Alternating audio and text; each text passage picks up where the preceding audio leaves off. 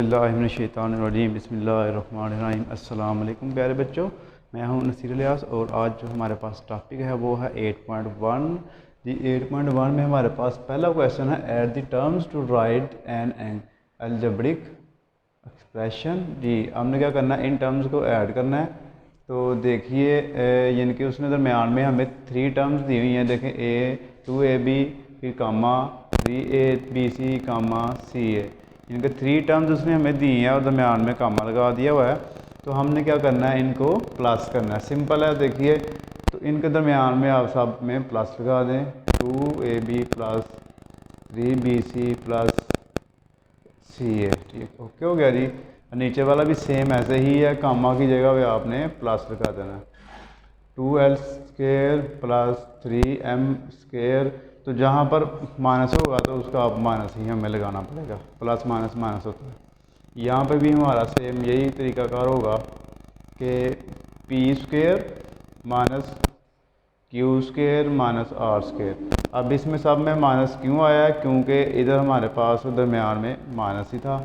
यहाँ पे भी सेम ऐसी करिए 5xyz plus 2yz minus 8xy। यहाँ पे minus 2AB plus A minus BC plus C। और लास्ट क्वेश्चन देखिए इसका 9LM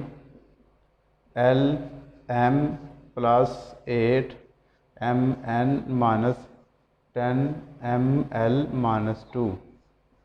ठीक हो गया जी। तो ये हमारे पास इसका देखिए पहला पार्ट कंप्लीट हो गया। यानी कि आप देख सकते हैं कि जहाँ पर हमारे पास कामा होगा वहाँ पर प्लस लगाना है, और जिसमें पहले ही माइनस लगा होगा तो कामा ख़त्म कर देना, तो माइनस आपने वहीं रखना है क्योंकि प्लस माइनस से माइनस होता है। तो अब इसका सेकंड पार्ट करते हैं। तो जी स्टूडेंट्स अब देखिए question number 2, right the variable and constant use in each expression. ये हमारे पास कुछ एक्सप्रेशंस दी हुई हैं, इसमें से हमने बताना होगा कि वेरिएबल कौन सा है और कांस्टेंट कौन सा है। देखिए ये इधर मैं एक एक्सप्रेशन लिख रहा हूँ 2x प्लस 3। यहाँ पर हमने देखे वेरिएबल हमारे पास क्या होगा, ऐसा यानी कि अल्फ़ाबेट जो होंगे ना जितने भी ABC वाले स्मॉल लेटर्स, उनको हम वेरिएबल्स कहते हैं। तो इसमें देखिए कितने अल्फ़ाबेट यूज़ हो रहे हैं, सिंगल ही। ये जो सिंगल x है ना, ये वेरिएबल होगा यहाँ से, और जो हाली 3 है इसको हम कांस्टेंट कहते हैं। तो ये हमारे पास कांस्टेंट, यानी कि काउंटिंग वाला कोई भी नंबर है लेकिन सिंगल हो, उसके साथ कोई वेरिएबल ना लगा तो वो कांस्टेंट होगा। यहाँ से आप देख लिए x अल्फ़ाबेट है तो ये आपका हो गया वेरिएबल, और जो 3 है वो हमारे पास क्या हो गया, कांस्टेंट। ठीक हो गया। यहाँ पे आप देखिए कितने अल्फ़ाबेट हैं, A और B हमारे वेरिएबल हो गए, और जो 2 है सिंपल हमारे पास वो क्या हो गया, इसका ये हो गया इसका कांस्टेंट। और साइन भी आपने प्लस लगा होगा प्लस लगाना है, माइनस लगा होगा तो माइनस लगाना है। यहाँ पे कितने वेरिएबल यूज़ हो रहे हैं, L M और N, 3 वेरिएबल हो गए, और कांस्टेंट आपने कहना जी नो कांस्टेंट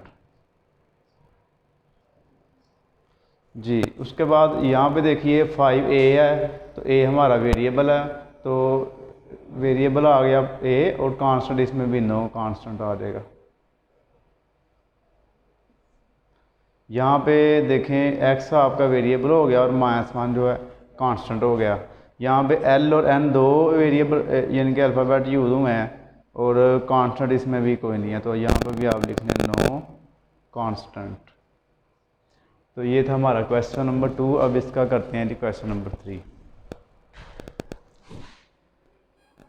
तो जी स्टूडेंट अब इसका क्वेश्चन नंबर 3 हमारे पास identify monomial binomial and trinomial. तो अगर एक टर्म होगी तो वो मोनोमियल होगा, 2 टर्म होगी तो बाइनोमियल, और 3 टर्म होगी तो ट्राइनोमियल होगा। सिंपल सा आसान सा क्वेश्चन है। इसमें देखिए कितनी टर्म है, 1 2 3, तो इसके नीचे आप लिख देंगे ट्राइनोमियल।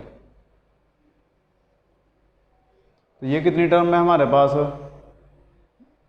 ये 1 है तो इसके नीचे आप लिख देंगे मोनोमियल।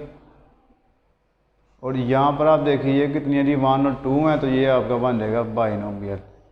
तो इसके बाकी आपने खुद कर लेने हैं क्योंकि है बहुत आसान है। जिसके अंदर 3 टर्म है ट्राइनोमियल, 2 टर्म वाला बाइनोमियल और सिंगल वाला मोनोमियल होगा।